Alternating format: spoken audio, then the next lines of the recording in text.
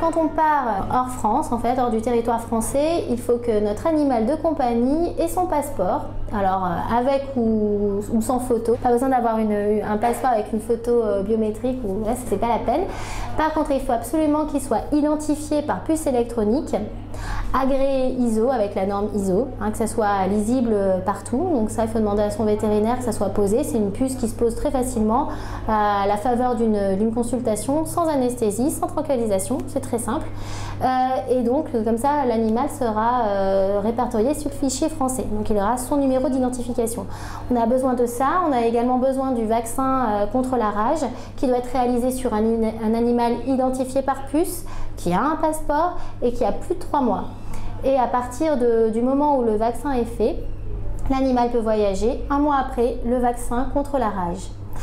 Pour certaines destinations, alors qui ne sont pas pour les pays qui ne sont pas indemnes de rage, comme les pays d'Afrique du Nord, d'Afrique noire, d'Asie, il faut également, et ça c'est très important de le faire, faire un titrage d'anticorps antirabiques. Donc ça c'est une prise de sang qu'on réalise sur l'animal, généralement 1 mois après le vaccin rage, parce qu'on va en fait doser le taux d'anticorps qu'il y a dans le sang.